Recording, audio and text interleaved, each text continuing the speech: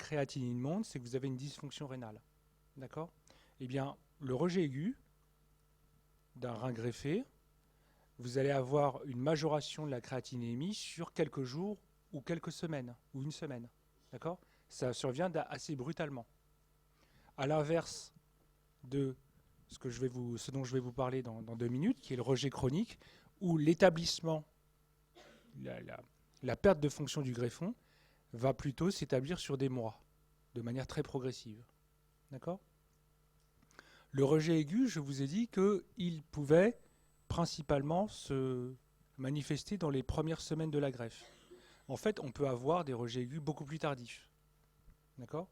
Et un des facteurs des rejets aigus tardifs, vous imaginez bien, c'est la rupture d'immunosuppression. Parfois, il y a des gens qui arrêtent leur traitement pour diverses raisons. Et s'ils arrêtent leur traitement, même après plusieurs années de greffe, ils sont à risque de développer un rejet aigu. D'accord? Le traitement du rejet, c'est un traitement qui est à vie. D'accord? Il y a très très peu de personnes qui peuvent arrêter leur traitement sans avoir de rejet de leur organe. C'est exceptionnel. Il doit y en avoir une cinquantaine en Europe. D'accord? De gens qui prennent plus d'immunosuppresseurs après des années. En tout cas en transplantation rénale et en transplantation cardiaque. Enfin surtout en transplantation rénale. D'accord? Donc quand je vous dis rejet aigu, c'est pas seulement que ça survient tôt, mais c'est que ça survient de manière assez brutale, le plus souvent tôt, mais ça peut survenir de manière tardive, en cas notamment d'arrêt d'immunosuppression. Et à Necker, par exemple, où on fait de la greffe rénale d'enfants, vous savez que souvent l'adolescence c'est une période un peu difficile, et on a souvent des adolescents qui arrêtent leur traitement. Et c'est à ce moment-là qu'on voit des rejets souvent assez sévères, parce qu'ils arrêtent leur traitement. D'accord? Donc c'est un problème de la compliance de manière tardive. Alors le rejet humoral, comme je vous ai dit, donc on a parlé du rejet cellulaire, le rejet humoral, il dépend des anticorps et du bras humoral de la réponse immunitaire. Principalement, c'est des anticorps anti-HLA, comme je vous ai dit. Il y a des cas rapportés avec des anticorps non HLA. Vous pouvez avoir des anticorps qui sont développés avant la transplantation, donc avec des événements immunisants, comme je vous ai dit, les grossesses, les transfusions, les transplantations préalables. Et puis, on définit les patients qui ont des anticorps dirigés contre l'HLA. On dit que ce sont des patients à haut risque immunologique. Parce que vous verrez, je vous montrerai, je vous dirai que le rejet humoral est beaucoup plus difficile à traiter que le rejet cellulaire. Alors l'autre notion, c'est le rejet chronique. Le rejet chronique, c'est la perte du greffon due à des mécanismes immunologiques, le plus souvent, mais souvent c'est assez complexe. Il y a aussi des mécanismes non immunologiques après la première année de greffe, c'est-à-dire des mois et des années après la transplantation. Et ça se manifeste, on va le voir, essentiellement par des anomalies vasculaires et par une fibrose du greffon. Et surtout, la dysfonction rénale, on va parler ici de transplantation rénale, la dysfonction rénale, elle va s'établir tout doucement. D'accord? C'est chronique, c'est tardif, et c'est extrêmement difficile à traiter pour nous. Vous avez vu la courbe que je vous ai montrée, les pertes tardives du greffon. Finalement, on n'a pas progressé depuis 20 ans, ou très peu progressé depuis 20 ans. Ok? Alors, on va essayer de voir quand même quelques petites images, avant, encore un peu de texte. Donc, le diagnostic du rejet, c'est la défaillance du greffon avec des tests fonctionnels, rénaux, la créatinine, hépatique, l'augmentation des transaminases ou une cholestase. En transplantation pulmonaire, les explorations fonctionnelles respiratoires, qui sont des signes de défaillance du greffon et qui peuvent être, cette défaillance du greffon, qui peut être en rapport avec un rejet, mais qui peut aussi être en rapport avec une autre pathologie. C'est pour ça que lorsqu'on a une défaillance du greffon, on fait une biopsie, parce que c'est le travail du pathologiste de dire c'est un rejet ou c'est autre chose.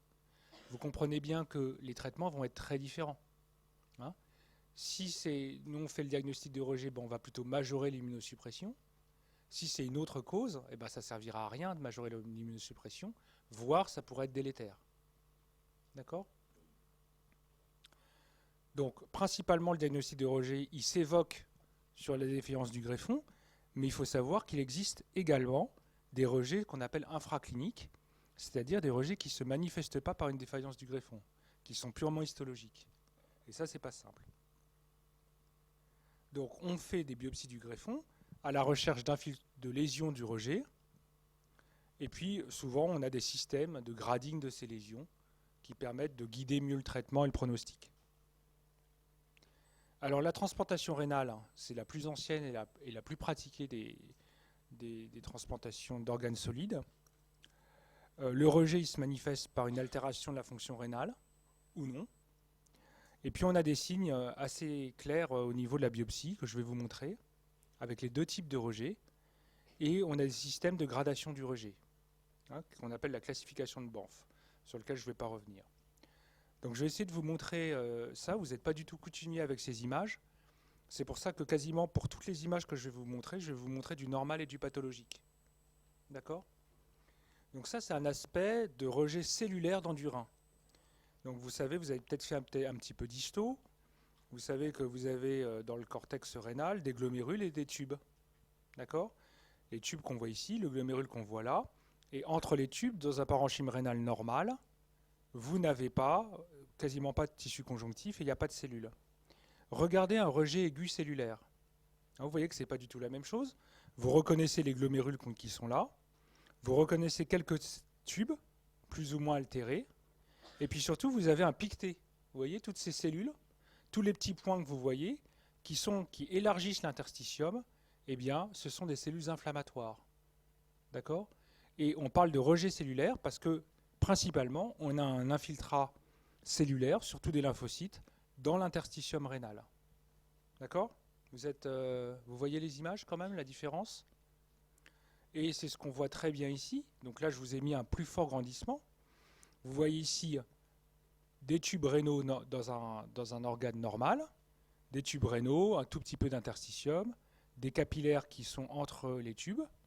Et puis ici, vous avez un aspect de rejet, où vous avez ici un tube rénal. Regardez bien, je fais le tour là. C'est un tube rénal avec une lumière. Là, on a un tube rénal avec une lumière. Il y a quelques cellules qui persistent, qui sont des cellules épithéliales du tube. Vous voyez la tête des noyaux, c'est des noyaux ronds comme ça qu'on retrouve ici. Mais surtout, vous voyez dans ce tube plein de petites cellules, ici, qui sont des lymphocytes. Et vous voyez que vous avez ce qu'on appelle une exocytose de ces lymphocytes dans le tube, et il va y avoir une destruction de ce tube par ces lymphocytes. Ces lymphocytes sont des lymphocytes du receveur. D'accord ? Et ça, c'est ce qu'on appelle un aspect de tubulite, une inflammation des tubes. D'accord ? Et vous comprenez bien que quand on a ce type de lésion, eh bien, on a une dysfonction. Le parenchyme rénal ne peut pas assurer ses fonctions. C'est pour ça qu'on a des tests biologiques comme la créatinine qui sont perturbés. Ok ? Donc ça, c'est un aspect de rejet cellulaire. Alors voilà un autre aspect de tubulite, vous les reconnaissez. Regardez, vous avez le tube ici, ou là. Regardez comme c'est destructeur. Vous avez ici des cellules tubulaires, et puis toutes ces cellules qui sont ici, petites cellules qui sont des lymphocytes. Et regardez ici, là on a ce qu'on appelle une immunohistochimie, c'est-à-dire que par différentes techniques, on va marquer les cellules. Et là on va le marquer, on va détecter sur les cellules le marqueur CD3, qui est un marqueur de lymphocyte T. D'accord ? Et vous voyez que la majorité de ces cellules, et notamment celles qui infiltrent les tubes, sont des lymphocytes T. Alors ils sont des lymphocytes T CD3+, mais qui expriment également, et ça je ne vous l'ai pas montré, des marqueurs de cytotoxicité. C'est-à-dire que ces lymphocytes ont des marqueurs qui indiquent qu'ils exercent de la cytotoxicité, c'est-à-dire ils détruisent les tubes du receveur, du donneur. D'accord ? Donc là, vous avez vraiment l'aspect, vous avez en direct l'aspect de destruction du greffon, l'aspect de rejet aigu cellulaire dans du rein. L'aspect est un peu différent dans le rejet humoral, puisque ce qui va caractériser, on a vu le rejet cellulaire, ce qui va caractériser le rejet humoral, c'est principalement une atteinte de la circulation, et notamment de la microcirculation. D'accord ?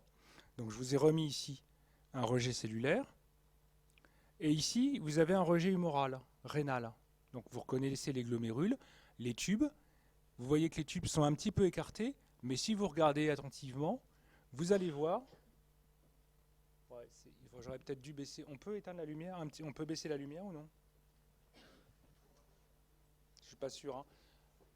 Parce que je pense que vous verrez mieux. Là, je suis pas sûr que vous voyez très bien.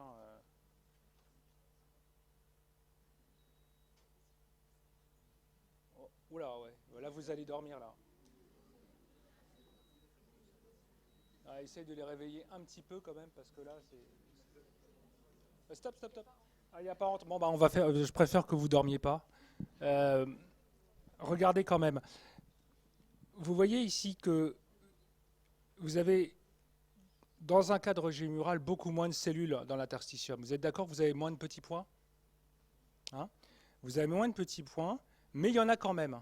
Et finalement, quand on va grandir, on va voir que l'inflammation, l'infiltration des cellules, elle ne se situe pas tellement dans l'interstitium, mais dans les vaisseaux, dans les petits vaisseaux qui sont entre les tubes et dans les glomérules. Vous voyez, ici, ça c'est un tube normal, des tubes normaux, et entre ces tubes, il y a un réseau capillaire qu'on appelle les capillaires péritubulaires. D'accord? C'est du vaisseau, c'est de la microcirculation. Et vous avez ici, vous voyez qu'il y a plein de cellules dans un cadre gémural, mais ces cellules, elles ne sont pas situées en dehors, elles ne sont pas dans l'interstitium, elles sont dans les capillaires péritubulaires. C'est ce qu'on appelle une inflammation des capillaires péritubulaires. On peut appeler ça aussi une capillarite. On peut appeler ça une inflammation microvasculaire. Et ça s'explique par la physiopathologie du rejet humoral. On va voir ça dans 2 minutes. Vous savez que le glomérule rénal, c'est un gros capillaire, hein. C'est un gros capillaire particulier, spécialisé, artériel, extrêmement spécialisé et assez complexe, mais néanmoins, ça reste un capillaire. Et cette inflammation des capillaires, que je vous ai montré dans les capillaires péritubulaires, on la retrouve également dans le glomérule. Regardez. Ici, on voit qu'il y a des capillaires parce que vous avez ces petites lumières qu'on voit ici, et vous voyez, alors je ne sais pas si vous voyez bien, en gros, vous voyez quelques hématies dedans. Vous voyez des petites structures qu'ici, ça c'est des hématies. Mais globalement, c'est libre. Vous voyez, le capillaire est vide. Regardez ces capillaires, ils sont remplis de cellules. Vous voyez ou non? D'accord? Donc là, c'est au niveau glomérulaire une atteinte de la microcirculation. Alors comment ça s'explique? Eh bien, ça s'explique par le fait que dans le rejet humoral, la principale cible, c'est la cellule endothéliale, la principale cible initiale. Donc les cellules endothéliales de la microcirculation, elles expriment des anticorps anti-HLA, des antigènes HLA, bien sûr, hein, HLA type 1, et puis quand une activation HLA type 2. Et les anticorps anti-HLA du receveur, ils vont aller se fixer sur ces antigènes HLA du donneur. D'accord? Ils vont les reconnaître quand c'est des anticorps anti-HLA spécifiques du donneur. Et ces anticorps anti-HLA, eh bien, ils vont être responsables d'une activation du complément. Et cette activation du complément va faire que vous allez reconnaître que ça va attirer des cellules qui vont principalement, initialement, dans la microcirculation, là où il y a de l'endothélium. D'accord? Vous avez compris? Alors, on a un témoin de cette activation du complément dans la microcirculation, qui est le C4D, qui est une fraction stable du complément, du clivage du complément, qui va permettre de voir où est-ce qu'il y a où le complément a été activé. Et vous voyez, je vous ai montré que dans la microcirculation entre et là, les capillaires péritubulaires, et vous voyez que ce qui est fluorescent ici, c'est le marquage du C4D. C'est-à-dire que dans ces territoires-là, les territoires marqués sont des territoires où on a une activation du complément. D'accord? Et vous voyez qu'on est bien dans la microcirculation. On est dans le capillaire péritubulaire. D'accord? Ça vous montre bien que l'anticorps anti-HLA, il va aller reconnaître l'antigène HLA spécifiquement du donneur, va activer le complément. On a ici le témoin de l'activation du complément puisqu'on arrive à mettre en évidence du C4D. Et puis vous avez ici ensuite une cascade d'événements qui aboutissent à l'activation endothéliale, à la destruction endothéliale, à l'apport de